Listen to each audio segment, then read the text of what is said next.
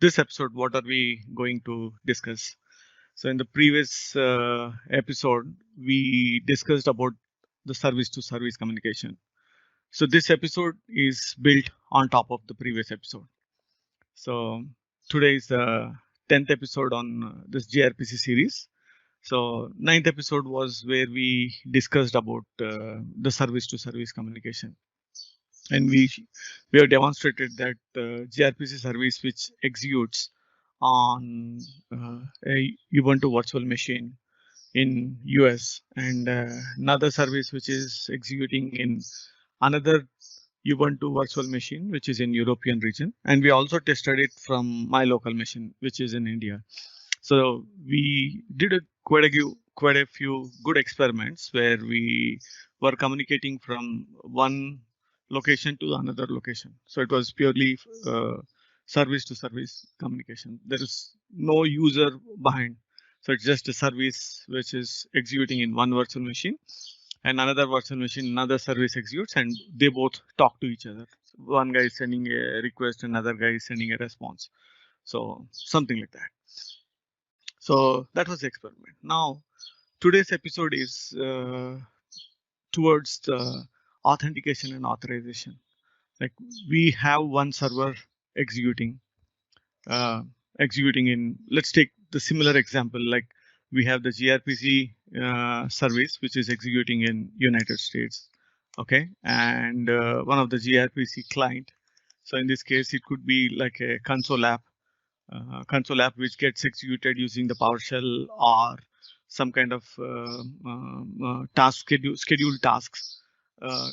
It executes every 2 minutes or every 1 minute to do some kind of processing, or it could be a worker service, so which gets triggered every few seconds or every few minutes. So that's the concept. So it's built on top of the previous episode. Okay, so what is happening is here the gRPC service, which is we have hosted in the previous episode, was hosted in US, and there was another client we hosted in Europe, uh, in India and also in Europe. We tested both. We tested both the scenarios. So the gRPC service, which has been hosted in virtual machine in United States, was wide open.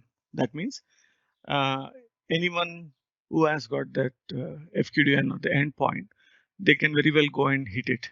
Knowing this, we should have the prototype and other things. It's not that anyone can go and hit that endpoint, but you should properly have the proto and you should know the contract, and then only we should be able to hit it. But on top of that, uh, the the concept is to introduce what if we have an authentication and authorization implemented in this service to service communication.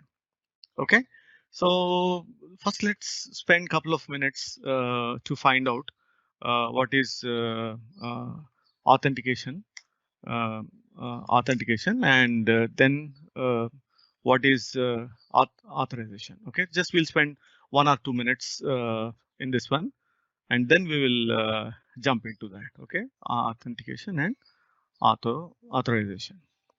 Okay, so what does this mean? We'll spend 1 minute, and then we can quickly go into our main topic. So if you come here to see that authentication, so it's just a process to determine that I'm the legal user. Okay. So authentication is a process of determining user's identity. So uh, someone need to produce this ID. Like we entering into the office, we swipe our ID card at the door, and then we go, or we do a biometric before entering that premise. So a lot of these things, or there could be a physical security checks. Okay, something like that. You authenticate that, you show your identity and tell that okay, this is what I am. And like before entering a building or a facility, we show that our identity card saying that hey, I belong to this company, I work in fourth floor, so I show that.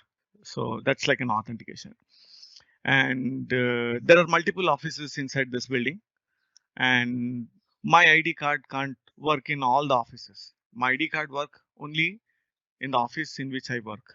So it's like an authorization. So even though I have a valid ID card to prove my identity that I work in this building or office premise, but I can't get into every possible door. Only thing is I can get into only the doors to which I have been allowed access. So that's like a claim, so like an authorization. Okay, I proved my identity and I got my ID card, and I can get into only those doors which are allowed.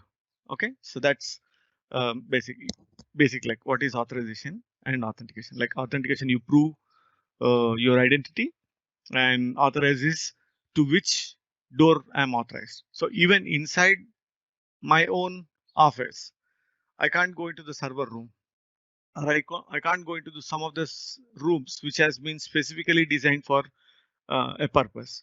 Let's assume the server room is there. Only the system administrator is the only guy who can get into that, and rest of the people we can't go.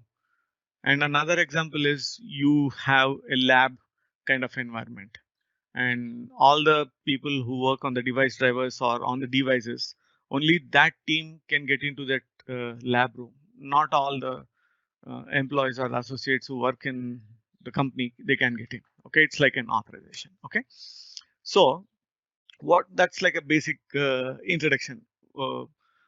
What are we going to do in this episode, and what is the need?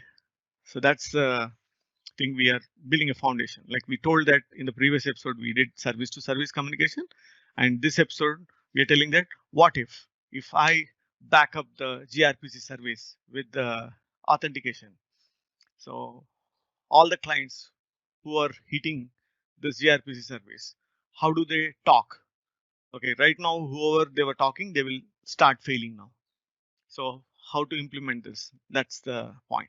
Okay, so how do we take this further? Let's build little bit of foundation, like what is OAuth and what is OpenID Connect. So we saw that authentication and authorization. We just saw a brief introduction, and we spoke about the uh, an associate with identity card. Like you can consider it as an authentication, and to which doors or to which office premise he can enter inside this building or a facility. That's like authorization. Now, what is this OAuth and OpenID? So let's spend a couple minutes on that. So if you see this OAuth, so it's an industry standard protocol, and that's specifically used for the authorization flows. Okay, so what all there are different kind of authorization flows. Like you have this authorization code, PXE, client credentials, lot of things are there. But today our focus will be the client credentials. Okay, so what is this client credentials is? Like if you see that the client credential grant type is used by the client to obtain an access token outside the context of the user. That means there is no end user. Like suppose you're working on a shopping cart, Amazon or Flipkart or some other shopping cart, or you're accessing some portal where you're trying to pay the bill or something like that. So in that case, what is happening is a end user is sitting behind this desk, and he's trying to pay the bill, or he's trying to check his internet usage, or check the stock prices. A lot of other things are doing. So in these kind of applications, a user is sitting behind this application, the browser application or some kind of application, and he has to authenticate himself, say that yes, I'm the guy, and this is my portfolio. So I have to give the authentication, my credentials. So those kind of applications that need the different kind of authentication flows. But here it's like a service to service communication. That means there is one service which is executing somewhere, uh, somewhere in US, and there is another service like a worker service or a console application which run the console application which gets executed as part of the scheduled task, or some kind of scheduled task, using the PowerShell or a shell script or some kind of mechanism. It gets triggered every 1 minute. And like a worker service, it's similar to the Windows service. And in Unix also there is a worker service similar to this worker service. So these kind of services will get triggered auto executed. I mean, no one is sitting behind triggering it, or there are no user sitting, clicking on this button, that button to get these details. These are the services which executes continuously to do its job. So in this kind of scenarios, we go by the client credentials because we don't have the end user, so we don't produce or use this username password authentication in this case. Okay, so that's a brief about the OAuth. And what is this OpenID Connect? Okay, so if you see this OpenID Connect is the identity layer which built on top of this OAuth. Okay, so this is the one which in which you go and talk to some identity provider, get the token, and that token you give it to this application who go and validate that okay, this token whatever this guy has given is a valid token. Okay, and one more point we have to understand is there are identity token versus access token. So the identity token is a security token granted by OpenID provider that contains the information about the end user. So end user, what is the username, password, or what kind of claims I'm eligible for, those kind of things. And the access token, on the other hand, are not intended to carry the end user. It's like a simple service to service communication. Like I sent the client credentials information and I get a access token. Okay, so we'll see that in a moment, like how to do what and all those things. We'll check that. Okay, so we had a brief introduction and little bit of foundation, like what is OAuth, what is OpenID Connect, and now let's talk something about how can we get these authentication. Okay, some of the external authentication providers are like Google, Facebook, Twitter, those kind of things. Some applications they redirect instead of they maintaining the user ID. They say that if you have any external users, go validate with that. So if you try to get into this Auth0 or something, just now I logged in. So if you try to log in, they will ask that okay, what do you want to how do you want to log in? You want to log in through the Facebook or Gmail or a lot of things. Because I already logged in, it's coming in here. But if not, they throw a lot of options for us.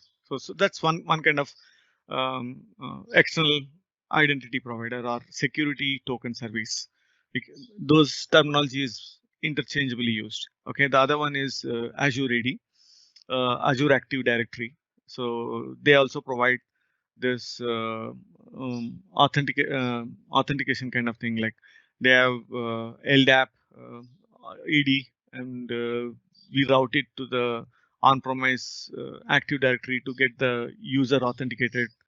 And then Azure AD B2C is there. A lot of options has been provided in Azure AD also. And another type of identity is identity as a service. Like if you see that Auth0 or Okta, so these kind of things, they provide identity as a service. So all we need to create an account and start configuring and start using it. So in the first one, like Google, Facebook, and Twitter, those are one option. Like Azure AD is another option. Third option is this identity as a service. So this identity as a service is sometimes it will cost, because based on the number of hits or number of users, it might cost. So we need to carefully do all those budgeting and everything before choosing what options do they provide. Are they satisfying all the requirements? And then we can go and select any identity as a service. And another option what do we have is we can build our own identity server. So if you come and see this identity server, this is one of the one of the open source tool. A lot of people, they are having their own identity server, and this can like it uses same protocols, OpenID Connect and OAuth2, and we can start creating our own identity server. Okay, so that's the brief introduction about that authorization, authentication, and what is IDP, short in a short form identity provider. It's called as IDP or STS, Security Token Service. And we saw that external, what is OAuth, what is OpenID, and we saw that external identity is and Azure AD, and then we saw that identity as a service, and we can create our own identity server. Wow, we spoke a lot. Let's start creating. So for today's session, we will be using Auth0, and I created an account. Here. So we can quickly come in here and we can create our own API. So I just create our own API for this demo. So gRPC.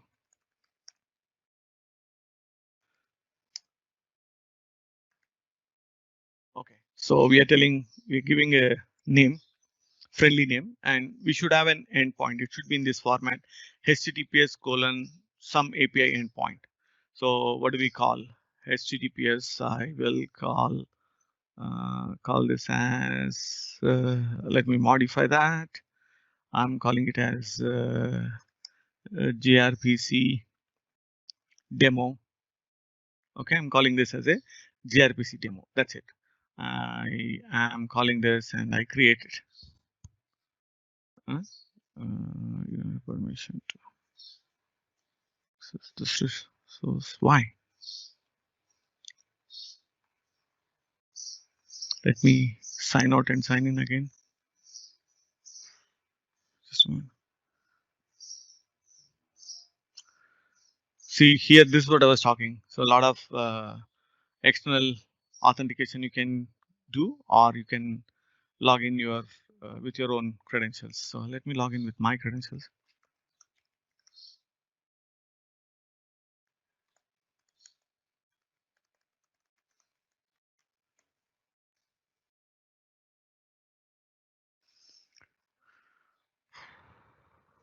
Okay, I'm here. This is the account which I created, and let me go and create a new API. I call it as gRPC demo, and I call it as HTTPS gRPC demo endpoint. So that's the one I'm giving. I just click on create. I think that's a browser which was holding me. That's a login issue. Okay, once I logged out and logged in, I was able to create this gRPC demo. And that guy will give you all those changes which are needed on your C# API side. So if you can see that the JWT library is there, which we will check that in few minutes. And you can see that it gives information what you need to add. So you need to add this authentication service, and then you have to enable in the configure service as well as in configure, you have to use that authentication, and that's it. You're all set from the server side. So API side, whatever you're doing it.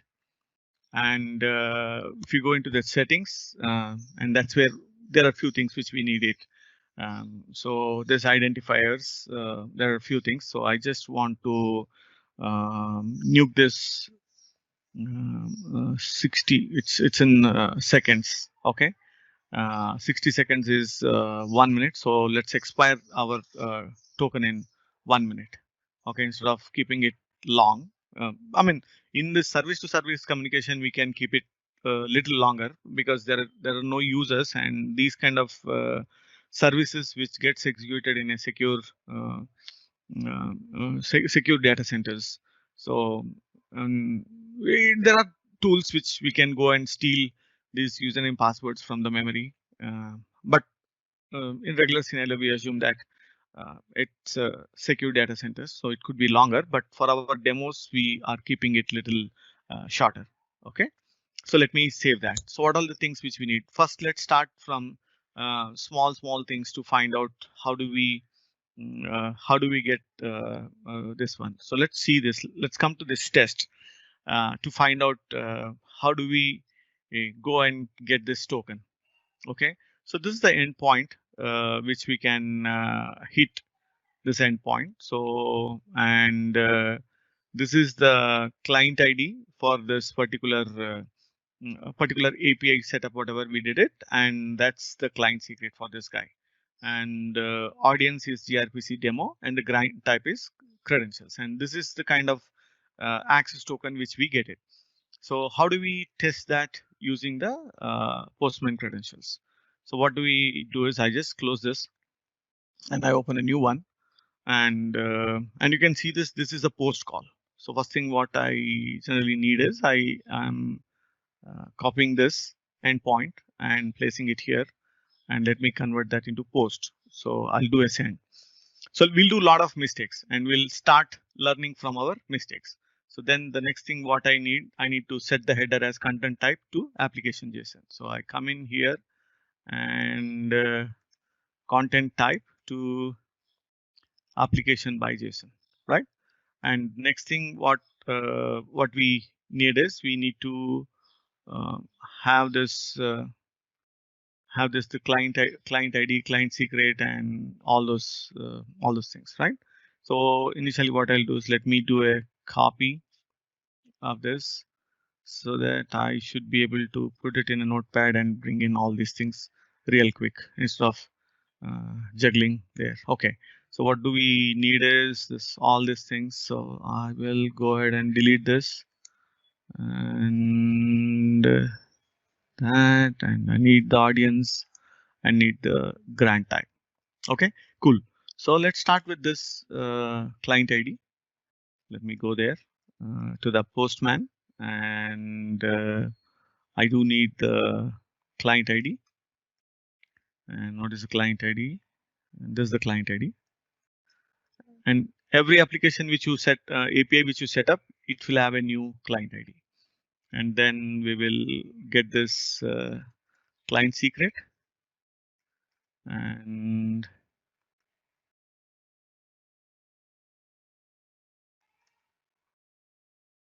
this is the client secret, and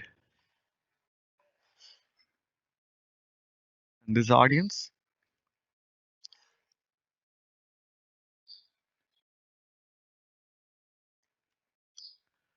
and this is the grant type.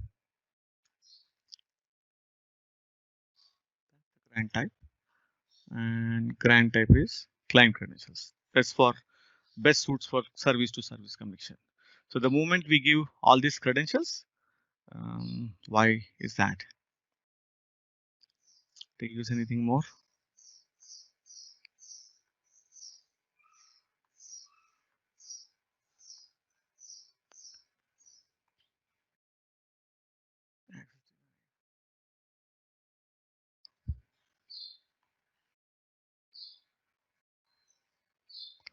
One second, I did a quick start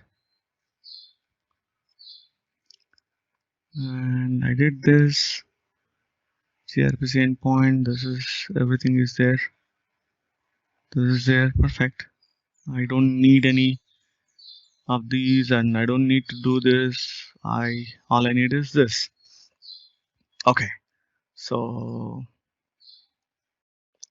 let's give this another shot to find out what is missing. 401, we are passing it. We passed client ID, we passed the client secret. Did I miss something? One second. Audience, grant type, everything I've given. You can change the values of this from. Okay, let's do a curl or command line.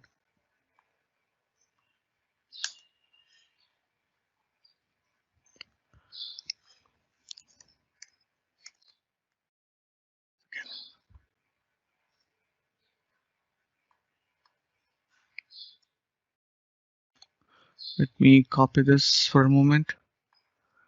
Copy and let me go paste it.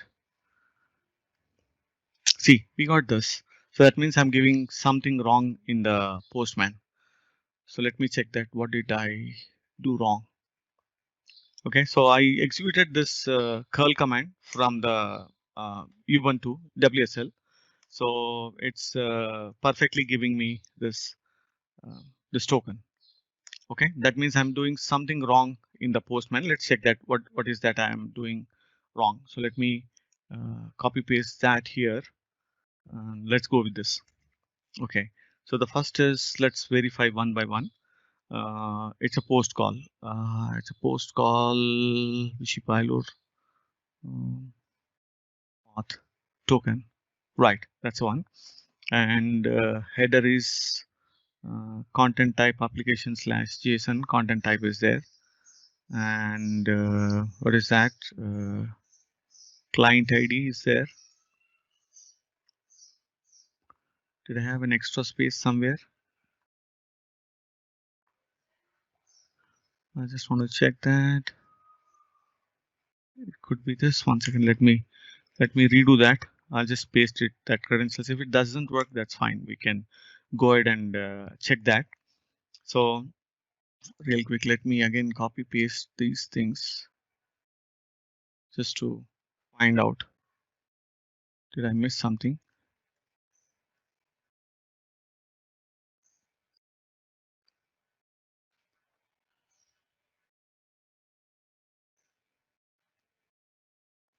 Okay, it's a post call. Okay, I missed the body. I understood. I'm sorry. It's my mistake. So the body, these should go in body. Sorry, it was my mistake. So let me delete these things real quick, and then we'll go and do that. So I forgot, because see this, I executed one more thing yesterday, so I just forgot. So it's a post call. So the only header what you will have is this these two things: content type and access control requested us. These two things should be there, and rest will go in this body. So the client ID, client secret, audience, and grant type. So that's what is happening here also. If you see this, the only header it needs is this one, and then the client ID, client secret is going as part of the data. It should be in this body. I'm sorry, I forgot that. Okay, so let's redo that real quick. So I'll come in here. So only thing it expects, and the next thing is we go to the body, and it will be this. And let's start pasting, cut and paste all these things, right? Okay, so I'll start with this client ID. I'll start with this client ID, and next I'll start with client secret. We'll come and we'll utilize one more thing from Postman, and then this is the audience, and these are three critical pieces. And the next thing is the grant type. So the grant type is, I mean, every piece here is critical, but I think at least for this, I'm just leaving this, but I want to show you something else here.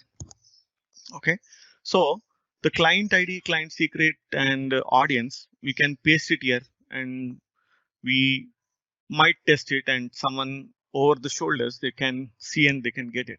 So while testing, what we can do is we can create this Postman collection here.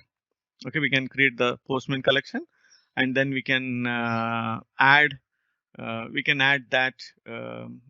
add that one. So let me create a environment. I'm calling it as xmonkeys 360, and I want to add those things as a variables. So let me add this client ID. So I'm adding this client ID, and for that value, I go and grab it from here. So that's the client ID. Okay, cool. And the next thing what I want is the client secret. That's the client secret is this one.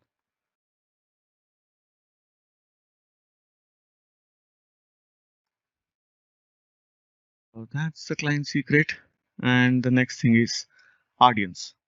So who's the audience? we grab this guy, audience, and we can bring in this.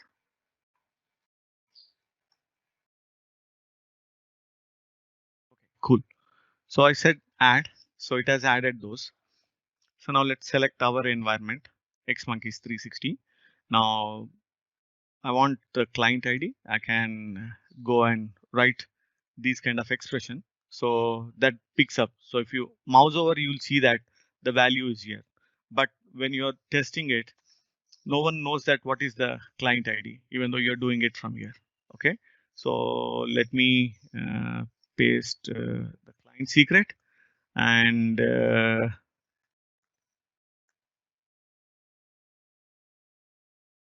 audience. Right, you can do a mouse over and you will find it. So now let's do a quick request.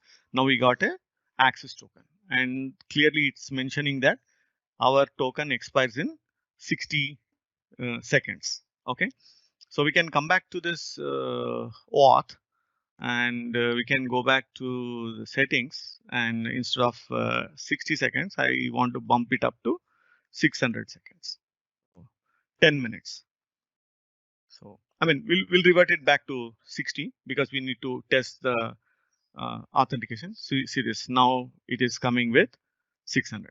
So we learned couple things, created an environment, and we created those variables here, and those variables belongs to this particular environment. I might have a similar variables in another environment, but those will not clash because we are selecting a particular environment. And if you create it in a global, then there might be a clash, right? So that's the reason we need to create a specific environment and move all these things to those particular environments. So that's about uh, the basic introduction about the OAuth and how do we pass in these client ID, client secret, audience, and a grant type, and get the access token. Okay, what does this access token contain? That's the next big question.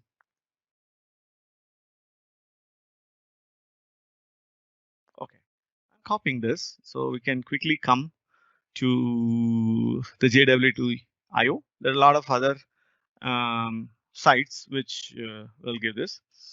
And if you see this, you see what it gives, that who's the issuer and what is the subject, audience, and all those other information. Okay, the header algorithm of the token type and signature and everything, it's there. So what type of grant type and everything it is giving, and expiry, this is also expiry. So I can use this expiry to create into date time. Okay, so that's also the payload data is coming like that. With this we can do that expiry also. We have all those information, and if you see this one, the token, it's all cryptographically encrypted. So that means even though we can get it from the memory or from the browser, and if I want to change any one alphabet, instead of capital J, I insert it as X. And now if I go and you see this, so it's missing. So you can't fiddle with that, right? So that's when it start throwing this. It will not recognize this. Now that we give a proper token, now it recognizes, like what is this, right? So that's about the second piece.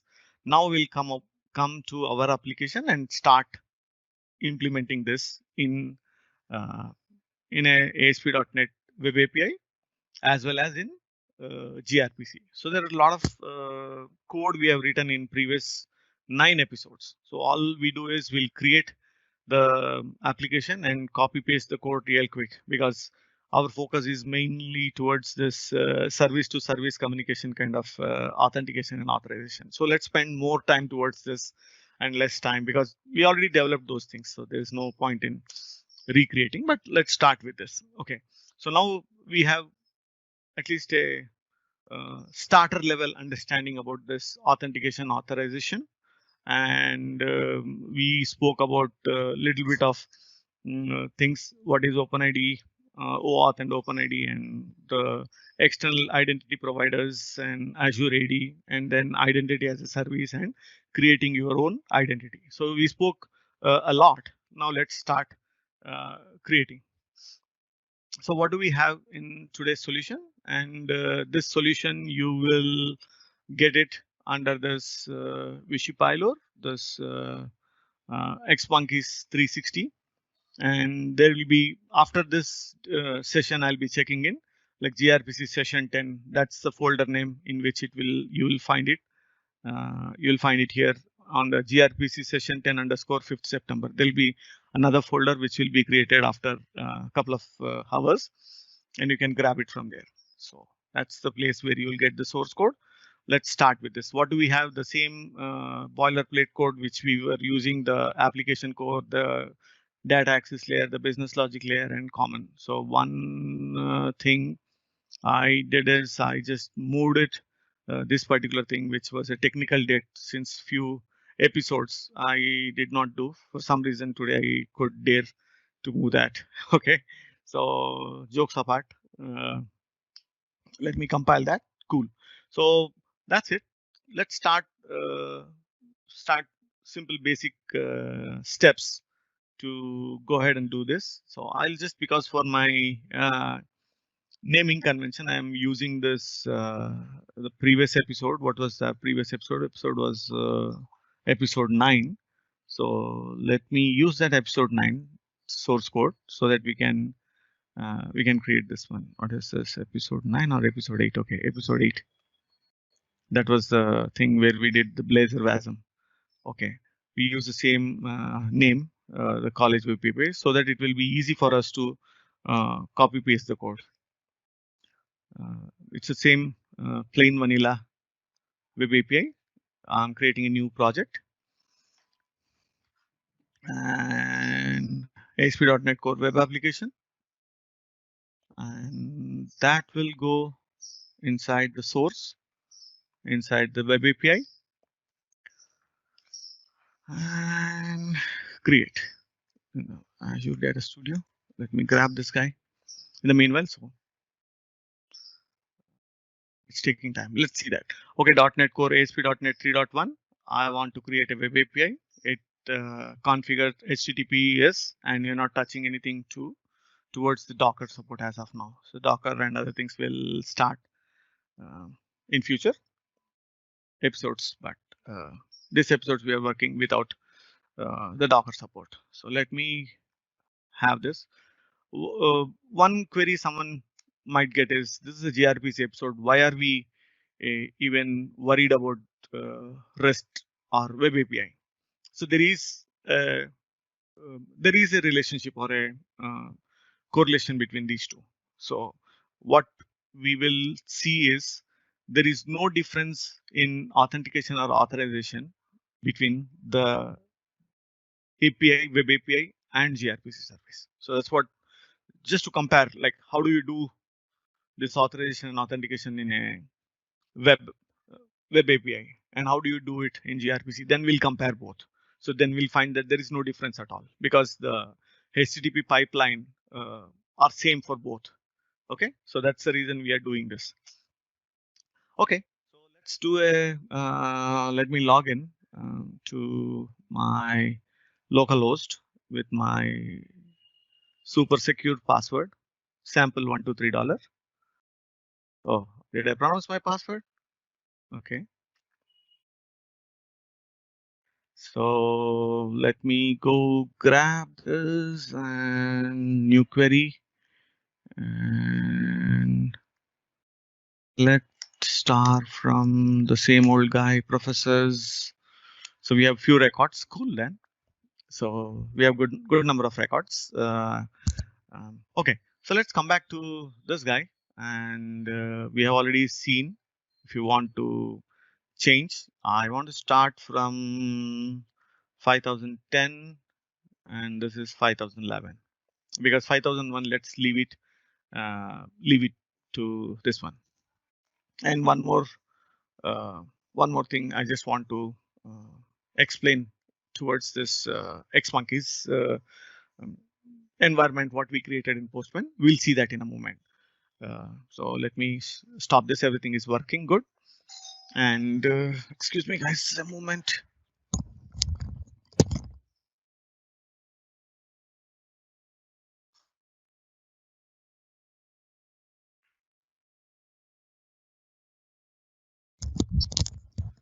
Sorry for that. So uh, let's copy a lot of code because this is what we built in our previous episode. So um, let's do that real quick so that we can focus on our main concept. Uh, Let me go grab it from session 8. Let me grab this processes controller first because these are all things we did it in our previous episodes. So let's do that. Okay, cool. That's done. And let's go grab that. And we don't need properties, and we might need this something to do with this startup. So let me open up the startup somewhere else. Okay, I'll just keep it aside. So let's come back real quick. I am going to minimize this and quickly come back to this. Let me delete this professors, sorry, the weather, so that we don't need it. API/controllers, that's good. And professors controller is API/professors controller. Okay, let's start fixing those red squigglies. So this is there in application core. Let's get this from college core. So that squiggly is gone. There will be few squigglies here. So let's uh, uh, let's get those. All the squigglies are gone. Okay, we have added the reference. Okay, that's pretty good. So the next big piece, what we need is we need to have our user secrets because I don't want those to be done here. Okay, let's have this secrets. We have the secrets here. Now let me go check iProfessors VLL. Okay, it's coming from this college course. Yep, all these things are there. Perfect. And the only thing I need is a few things in the startup class. So, and let's go grab those things and drop it here. So we have the add controllers and let me add this. Okay. So once we add, we'll bring in those namespaces and then we bring in this, we need to add the reference to the DAL. And then we need the DB context. Okay, we need the NuGet package. We'll get that. Other naming usings, and I'm getting all those interfaces. This is coming from college BLL, and this is coming from the DAL. Okay, cool. All the squigglies are gone, and I think at this point of time, that's it. We are all set for that, and we might need to get some configuration items. So let's go grab that real quick. And let me go open it. So let me grab this and drop it here inside the app settings. I grab it here. Okay, cool. Now everything is set. Just for to speed up the process, these are some of the settings we will need it. So I will go and paste everything in the secrets JSON because I'm not storing any secrets here in my uh, app settings JSON. App settings JSON is just it holds this value. That's it. It holds the structure. What is that it needed? Okay. Apart from that, it needs nothing. Everything is external, outsiders. Okay, so we'll come back to the startup class and just let's see how does it picking up. So let's execute. There are two URLs. We'll check that. Okay, so without wasting much of the time, connection string. So let me see that. Okay, it's picking up the connection string. That's pretty good. Okay, once it is picking up the connection string, I will execute it, and it should have the API prefix. API prefix. It is giving me this information, and let me use the Postman for this also. Let me close this, and I go in here and grab. Okay, it goes and brings in this, and if I go and get professors, so it goes and brings in the professors also. So what was the previous one? Previous one was weather. Previous one was weather forecast, and now I see this weather forecast and this both are working. Now there is one more use case. We'll discuss that. Now we were executing it in this IIS Express. So when you execute this IIS Express, so the port will change. Now it is 44364. Okay, let me modify that. It's troubling me. Should start with API.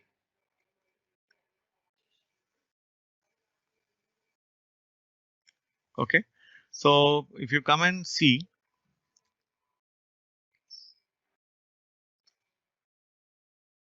so the port is 43364, and when I go and execute it in Kestrel, the port will be 5011. So we'll see that. Now the port is 5011. Imagine that you spent a few days to find out what is the URL, what are the parameters which we send, what are the headers we need to send. It definitely involves some efforts to create these kind of Postman collection. And now you try and go hit this, you don't get it because it's not running on that port. It's running on some other port. Another use case is why do we need to maintain this Postman collection is today you are testing in local. Once you test it in local, you need to go and test it from the um, dev environment and then test QA, stage, UAT, prod. You have multiple environments. So it becomes a lot of problem and you don't know which URL you're hitting and it makes a lot of trouble. So the other use case, why do we need this kind of Postman collection is we quickly go in here and we'll edit and we'll add something known as a local web API. Okay, local web API. I will mark like this and I'll say that 5011, right? So update it. That's it. And coming back to here, I don't need to worry about that. All I can do is local web API. Boom. Okay. So now it works. What's that? Did I misspell?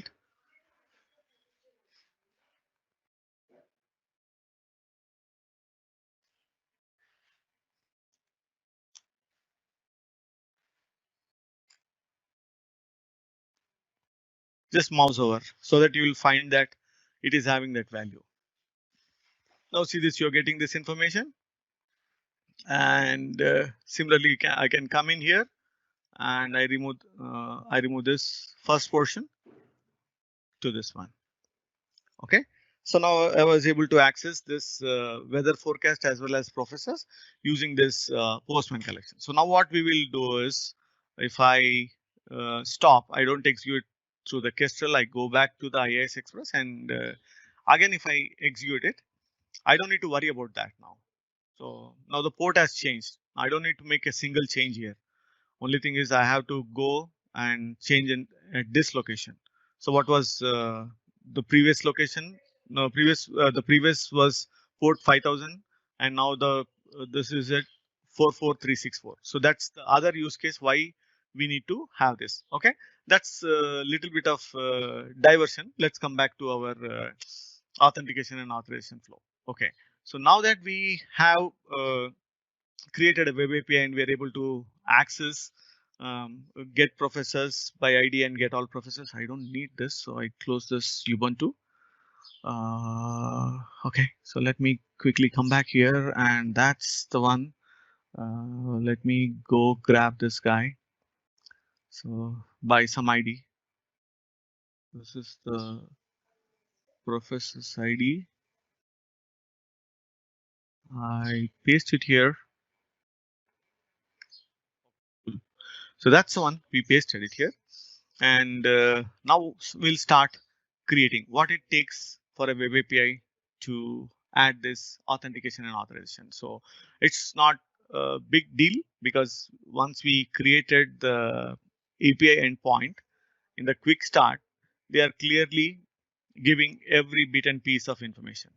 So it's all documented. All we need to do is copy paste, nothing else. So see this, that configuring in your API to accept this JOT tokens. So all we need to do is add this in the configure services and add this piece, this line between uh, between this before the using routes. Before the using routes, we should add this one. Okay. In ASP.NET Core, it will be a little bit different, but we will see that. Okay, and we need a NuGet package for that. Okay, so let's start bringing in those NuGet package, and this is the NuGet package JWT. So I'm bringing in that particular NuGet package.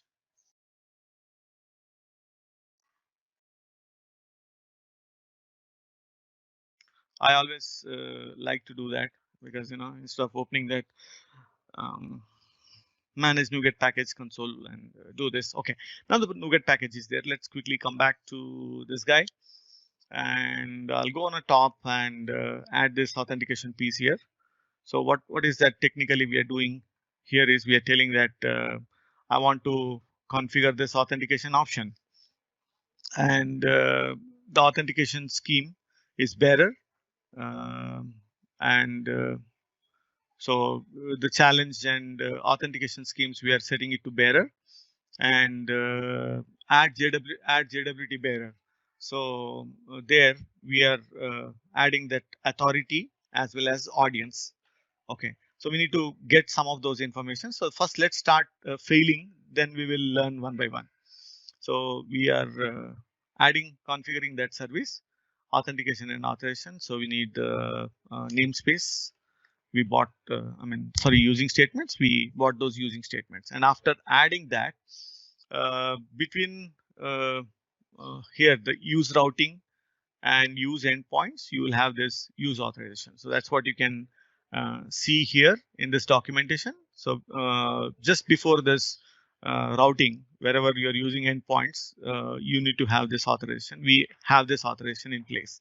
So let's verify with the previous sample. So before that use routing and use authorization, we need to have this authentication. So this is what we need to add just before, between that routing and authorization. And here, that's the first thing. Before we add any controllers, we are adding this authentication service. Okay, that's the key thing which we need to add it here.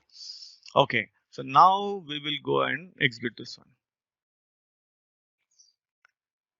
Okay, so we need those details first. Let's fill those details, and then we will start.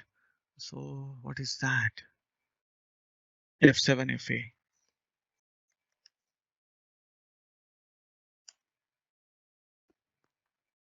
F7FA. Okay, F7FA. So what is audience? Audience is the endpoint. So where do we get that endpoint? We have to go to this settings. Here is that identifier or the endpoint. So that endpoint, we will add it here. And what is the client ID? What is the client ID?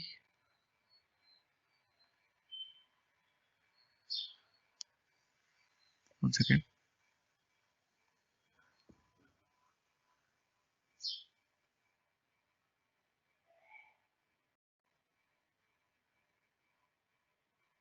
Oh, we got this client ID and client secret in the previous thing. Okay, this is the client ID. Let me grab this entire block, and we got a client secret. We already used it, so let me paste it again. Okay.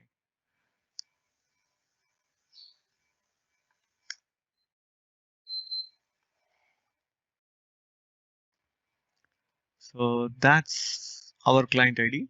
We just created it. And what is the client secret? That's the client secret. And you see that we are using the manage user secrets. That means this is outside our code. So even though you check in, your secrets are safe. Okay. So that's about this. And I think we should be good. So let's quickly verify that what all the things we are using. We are using domain and audience. So we have the domain is this one, and we have the audience. Everything is right. Okay, so let's go get this guy rolling. And we are able to see. So we missed one piece. The other piece, what we missed is we missed to add the add this authorize attribute. Okay, so let's do that. I said I will come in here. There are lot of ways. I'm doing the simplest way. Okay, so you put it at the controller level, and sometimes you put it at the startup class itself. Globally, it will go and apply to all those things. I'm taking a simplest baby steps, a small approach, but there are multiple ways to do. This is one of the way. Okay, so you can mark it to the controller. You can put it in the startup class where it goes and applies globally. Multiple ways are there, as I was mentioning. So I'm doing a simple baby step here, and I apologize if someone already know this. Okay, so I just marked, I just did an authorize on that, and let's come back. Okay, that's good. It's not working. I'm a little happy on that. So whether you click on that whether, it says that unauthorized because we didn't pass the token to this guy.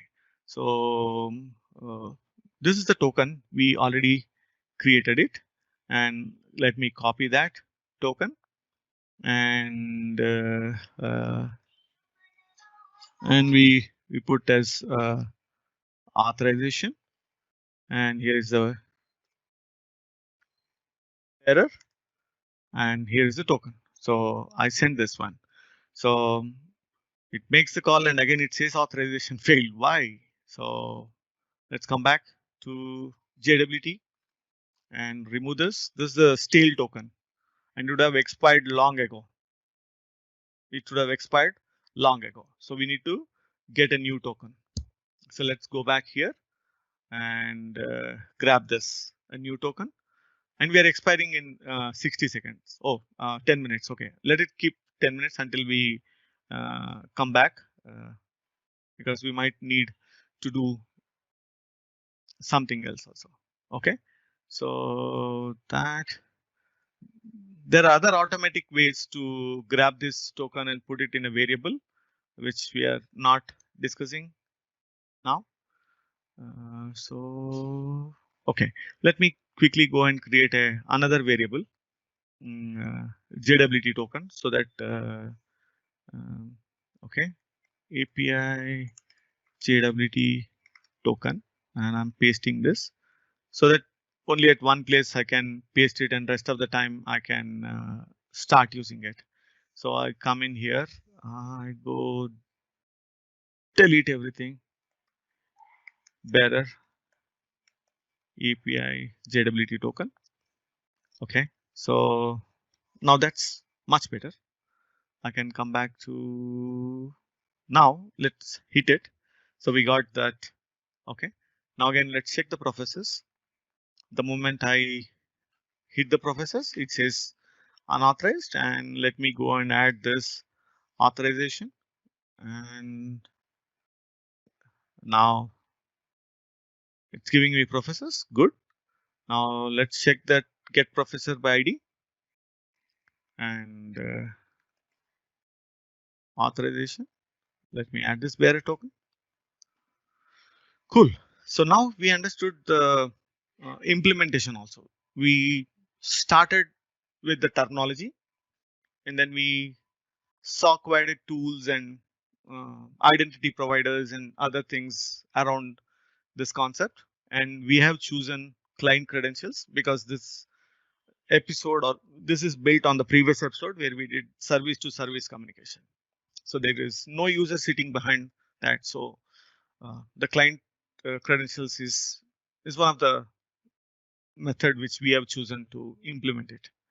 And then we started creating those API details, and we built some fundamentals there, and we quickly created a REST API and started adding those authorization authentication, and we saw that how does it work.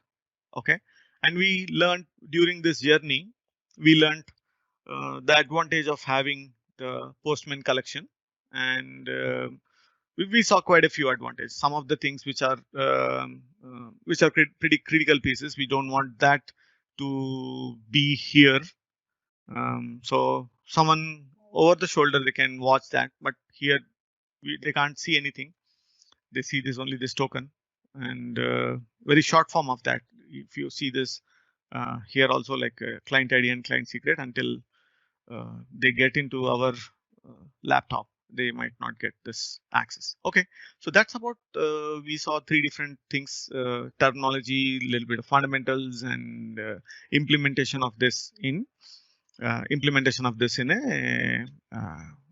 web API. Okay, cool. Then now let's start our journey further to start implementing this in our gRPC service. Cool then. So let's go real quick.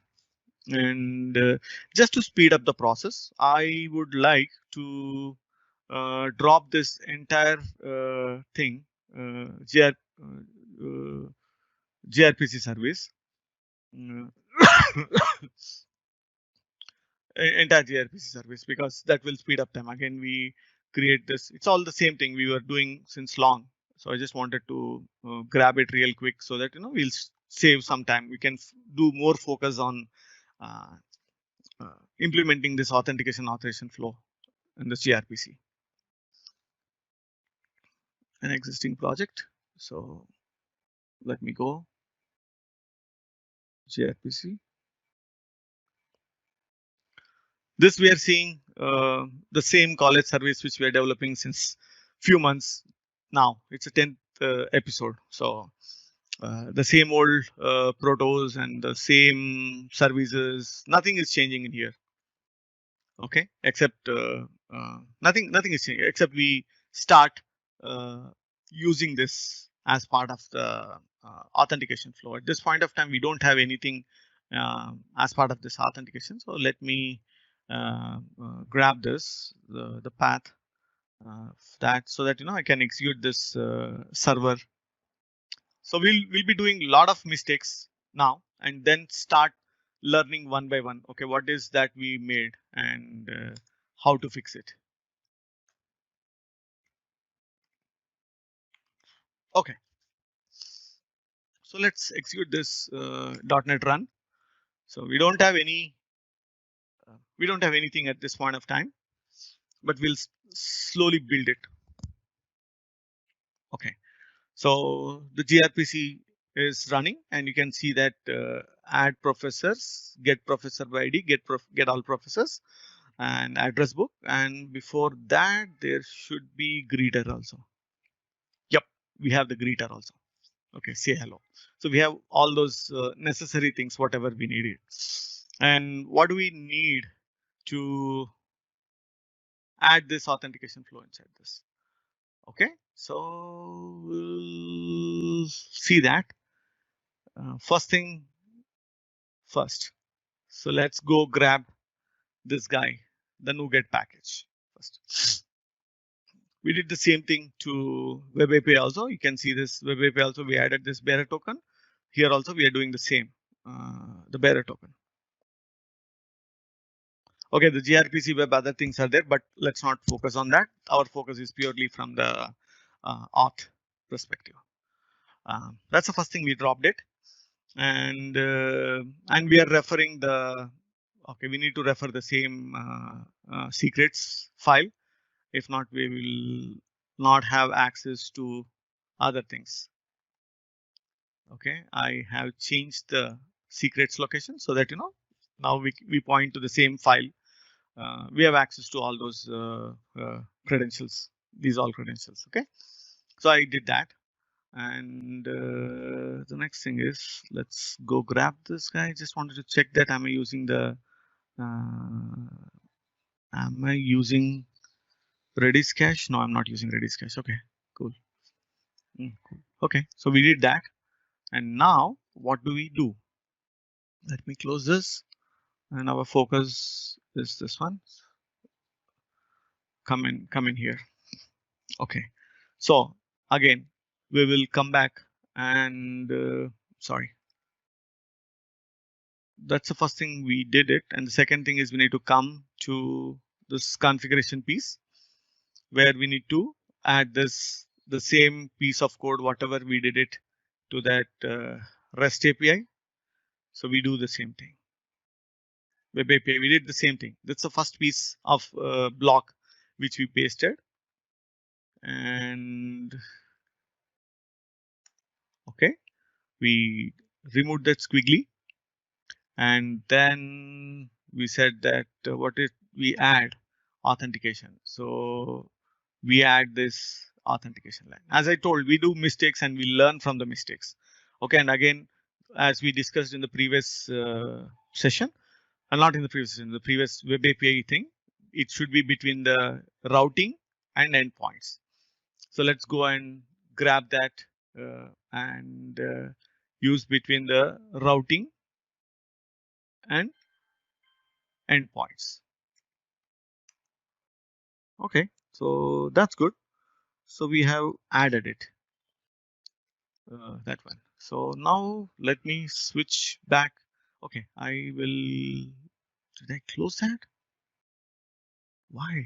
Why did I do that? I'm sorry, why did I close it? I don't remember.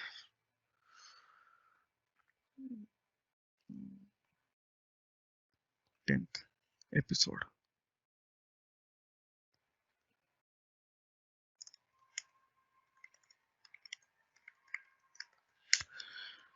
So it will not work. There are a lot of places it will fail. Then we will start learning one by one. Okay, so I think at this point of time, it's not throwing anything. Okay, that's pretty good. So let me go and stop this guy. So let's again go back to the fundamentals. What did we do? Now it's executing there. Perfect. And now I'm coming back. So we assume that we have provisioned the authentication details here, and then we have added that use authentication. Okay, so this line also be applicable for this. For this also, the same rules applicable. Now let's go and grab a console client. So I don't want to spend even a single minute on that because we were doing this since long. So let's go grab one of the console client. I grab this guy.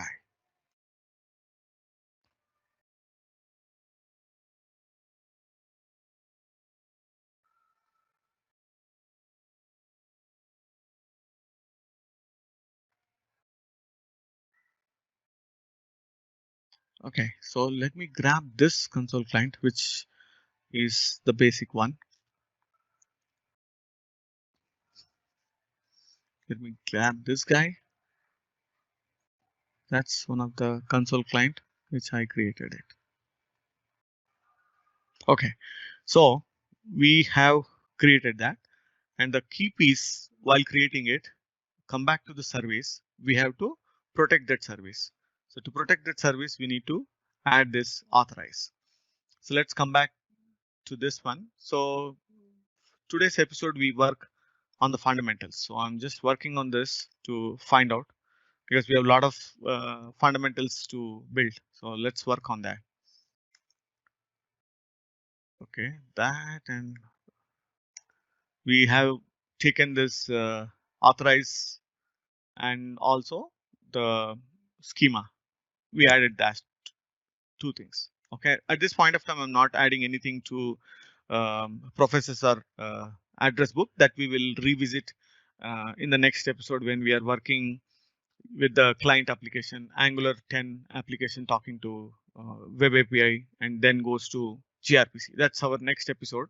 So while talking that, we can add this authentication and authorization for those college gRPC service as well as the address book. This episode is purely from the fundamentals perspective. Let's make our fundamentals strong.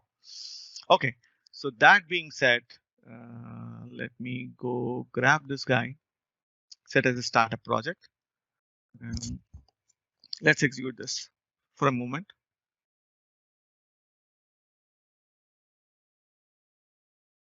Okay, so it is, we secured the gRPC service. That's a hello world greeter service. Okay, so now let me go grab and add this guy, add an existing project.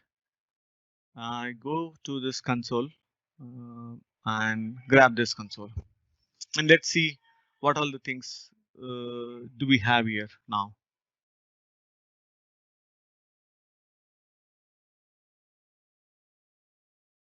Okay, let me delete this and add this again. So right mouse click, add connected services, and inside that connected services, we will select that gRPC, go and grab this proto file from this gRPC.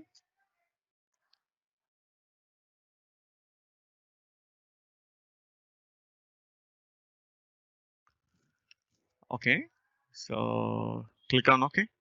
So that should be done, and let's verify. And all the dependencies has been resolved. Yes, all the dependencies has been resolved.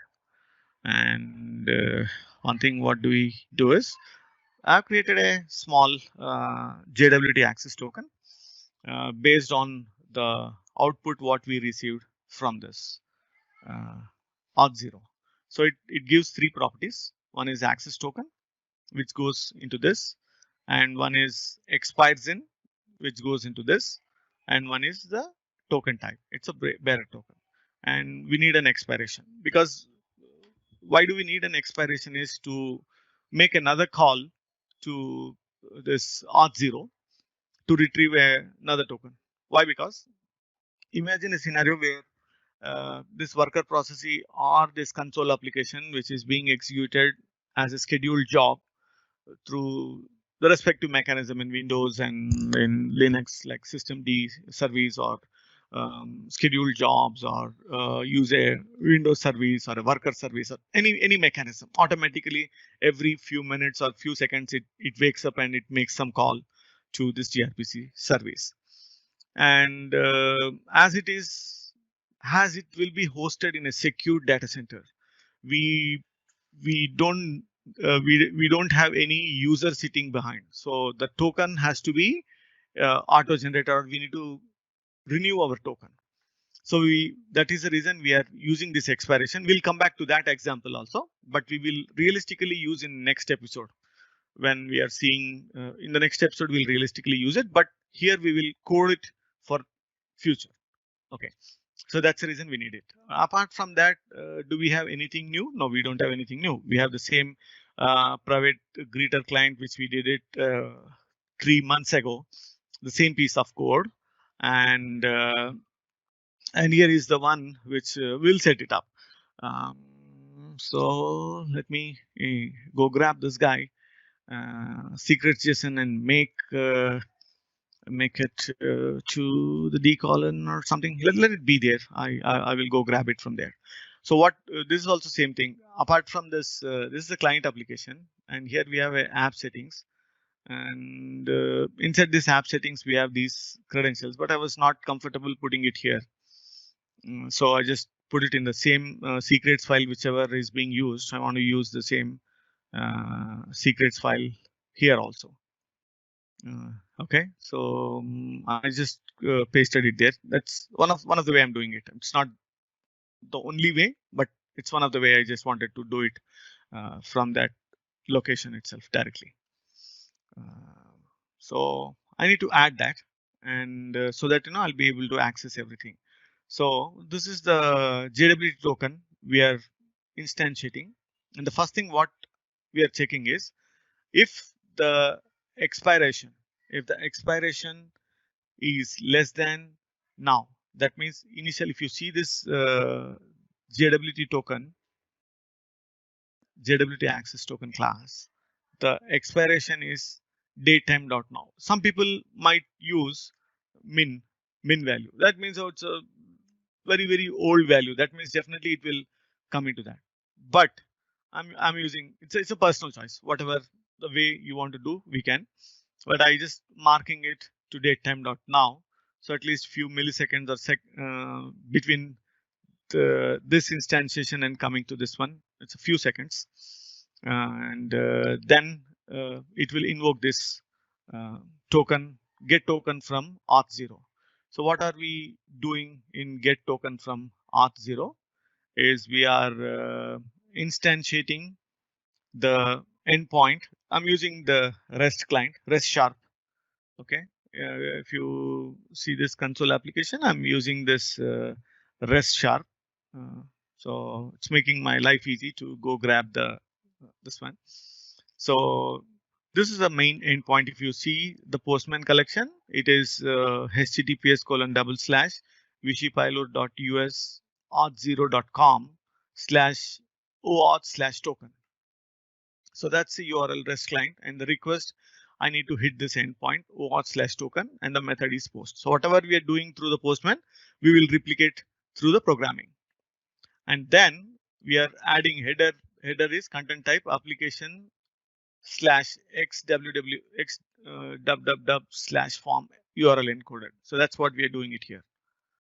And the next things what we are doing is we are adding some of the parameters to this request.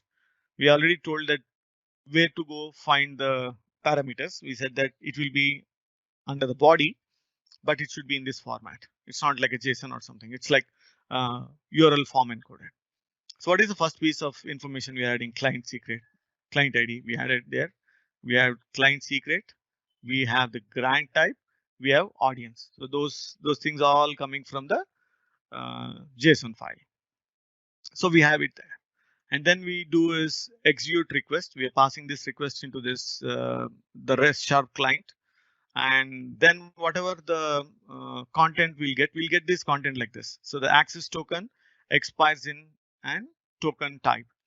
So those three things, I'm just using JSON convert.deserialize this content. So the content is of string type. So that gets deserialized into this object. And then what I'm doing is I need to set the expiration also. So I'm doing expiration is equal to datetime.now that add seconds, because we know that our token gets expired in 600 seconds. That means 10 minutes. So I have to set this JWT expiration. So that means if you come in here, it will go grab that token. And then the next big piece, there will be a lot of failures. I'm doing the failures so that whatever I have learned, I just thought of to present it here. So I failed many times to reach this. So I want to take the same path so that it will benefit others. Not from my failures, but from the way to achieve and what kind of problems we might face. And how do you pass the headers, the bearer token? So we, in one of the episode where we discussed about the logging and exception handling errors and other things, in one of the episode, if we go back and check this series where we discussed about the errors and exception handling, in one of those episodes we spoke about this point, to about the metadata, where we used to send a lot of errors packed in and sent it through this metadata. So we need to use the same thing, metadata, and we will add this authentication bearer JWT token. It is nothing different from what did we do here. Authorization bearer JW token underwriters. The same piece, whatever we did through the Postman, we are replicating in code. So we say that add a metadata authorization, go grab this access token from here. And then what we are doing is we are invoking say hello. And after that, if you see this, the method, if you see the method, so sorry, see this? So it expects the metadata. So apart from the request, it also expects the metadata. That's what we are passing in. Okay, so that's pretty cool.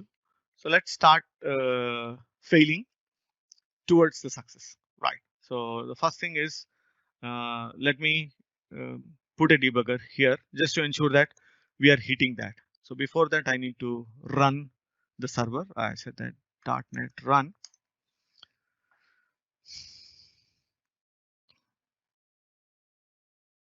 Okay, it is running.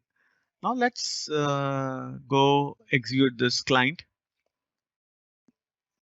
Debug, start a new instance. Oh, I forgot to. Uh,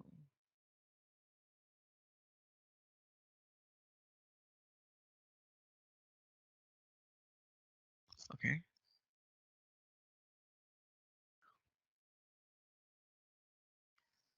I forgot a couple of points. One thing is I need to bring in this greeter from this and anything else. And I need to fix this path.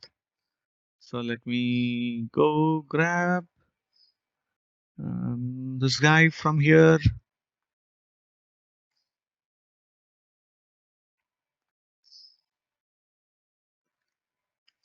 Okay, so I grabbed it and I need to grab this. Anything else? So let me build the solution. Oh, it will fail. 1 second. And stop this guy. Let me build it again. Cool. Yeah. Now .NET Run. The server is being executed. Okay. So let me go and execute this guy.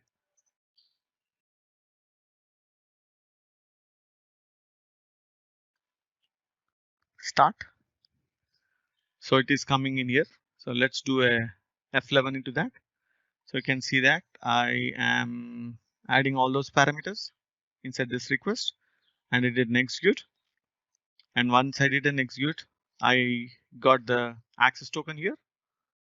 Okay, I got an access token here. So let's just do a Shift F9, open this watch window, and the content itself has got these parameters. View in JSON, you see that it comes in access token, expires, and token, right? So now that what we are doing is we are at this point of time, you can see this JSON token is null. When I do an F10, now you can see that that object has been populated, and you can see that it has got the access token expiration is 1026. That's when we started in that, and it 600 seconds and time. So what was that? the expiration time is 10:26. Now I do an F10. Now let's check what is expiration. Now it is 37 because whatever, I mean, we did a debugger, but it adjusts the time. So now this token will expire in 10:37. So let's do Shift F11. I jump out of this, and now I got the token with me. I don't need it now. And then I come in, add the headers. Then I make the call to the gRPC service. Woo, it failed. Good. So what it says that um, we were expecting 200, but we got 500. We didn't get 400. We got 500. Good. So let's go and check what is that we are missing. So this guy is clearly is telling that an unhandled exception has occurred while executing this request. What is missing? He said that configure your application startup by adding app use authorization inside the call. So that means we thought that we configured everything. Authentication piece is done, but authorization piece, we need to add it. So that's what we missed it wantedly. So we know that we did one mistake there. So let's go and fix up our mistake. Okay, let's go back here, and here is where we will go grab those lines to put it back. If you see that, we added this authentication, and the next piece is we need to add the authorization, which we didn't do it for the REST API guy. You can see that looks like it's baked in, that one, because we just added add authentication, and just authorization was already there. That means it is baked in by default, because this is the only line we added in REST. Use authorization was already there, so it's baked into the system. And here we have to explicitly add this just before adding the gRPC. I am adding this use authorization, and the next thing we need to add is here also in the pipeline. This request pipeline, again we need to come and add the authorization. So that is the reason. Here we have added 2 lines, there we added 1 line. Okay, so now what we do is we'll use this. Did I stop it? Oh God, why did I close that? Okay, no problem, that's fine. Let me place this debugger here, because we need to ensure that it is hitting our method. It is hitting our method. Let's execute this. We saw one kind of error. We'll see another kind of error now. So another kind of error is we will block. For the time being, we'll remove this. Okay, for the time being, we'll remove this. Let's put this debugger.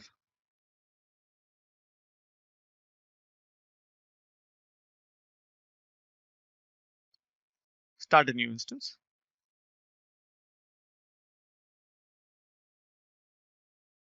Okay, so we bought the token. We have the token, and it expires in 10:40. We have 9 minutes time for that. So I do an F11 to get into. So it says expected is 200, but I got 401. That means it is trying to authenticate and authorize. So even though we are bringing the token from auth0, when we trying to call this, we didn't pass this token to the gRPC. So it is failing there. So that's another thing. Either we are not passing the token, or we might pass the expired token. What if we execute this in a loop continuously? So at that time we are checking if the expiration time is less than now. So go and grab it. It should be less than or equal to, but I use less than. Go grab that one. Okay, so let's see this, the positive scenario. Okay, the gRPC server is running, and let me go grab this.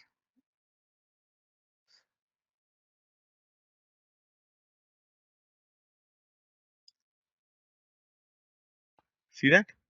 It's directly come to the gRPC server, the call. Okay, so it validated the authentication. The token has come, and it was able to successfully validate that. See that? You got the token here under this the server context. Double click this, Shift F9. Come on, and you have this auth context, and we are worried about the headers. Where's that? Request headers, and expand that result view. And here is that the authorization and the bearer. So it has got access to the context, so it goes and validates this. And now I do a Shift F11. I'll come back, and it gives me the response. Okay, so we can try this in a different way. I'll open another command. I don't know why I'm closing this, seriously. I have really no clue.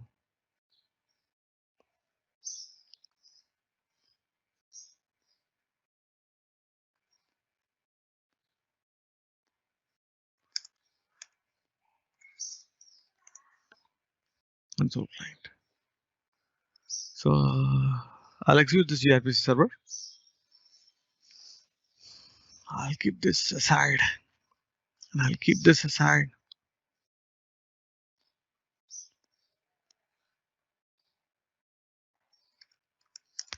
.NET run.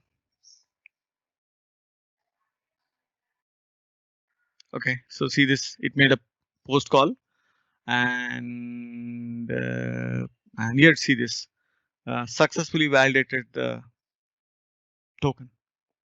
So JWT bearer, that handler has went ahead and it was able to validate this token. So that's one call, and any number of times we call, because we already baked in, but the original use case, this is also original use case. It's not anything less than original use case, because there are a lot of times in production we have used console applications which is running as a scheduled job to do some small tasks or a scheduled job or automate some of the process. We did it. And the real use case we'll see in next episode, where we are working on the client app, because everything is baked in here. We don't need to sweat anything. We'll access through the client app. The only thing is what we do on top of this is we add this uh, the worker processing as the client. So that's another kind of real use case where you host this worker processing that goes and continuously talks to this gRPC service and use this client credential mechanism to pass this token. And whenever it expires automatically, because that gets executed every 4 seconds or 5 seconds. So we'll reduce the time of the token expiration to 60 seconds. So we should see that. And at the rate of 10 seconds, we'll execute that worker processes. So it should send 6 requests, and it should auto renew the token, and it should send the new token to that. So that we'll see in the next episode. So I think that's this episode will conclude this episode. So let's quickly recap what all things we learned in this. So we saw that why are we doing this episode? Authentication and authorization. So this was built on top of our previous episode where we discussed about service to service communication, and we spoke about few of those terminologies. We spoke about what is authorization and what is authentication and authorization. Like an associate having an employee ID can get into the facility, and what doors he can use on this ID card, in what doors he can swipe it. That's like an authorization. Okay, and then we discussed about what is OAuth and what is OpenID Connect protocols. And then the next thing is there are a lot of authentication flows, but we have chosen the client credential flow. We didn't choose any username password flow. Why? Because this is the service to service communication. There is no end user sitting behind. So we have chosen this client credentials. And then we spoke about the external identity providers. Like identity providers are STS, interchangeably used. I'm using IDP. And then we spoke about Azure AD. It's a pretty fantastic thing. A lot of baked-in things are there. I used it a few years ago. And then we spoke about identity as a service. So this we have to purchase the license, and based on the number of users or number of hits, and there might be fees. So we need to see the budget, how much it's going to cost, and based on that you can go ahead and get the uh, license. And next thing is, if you want, we can build our own identity server. So like how Google, Facebook, Twitter, Azure AD, or this identity service, how they are doing this authentication and authorization, we can create our own identity server.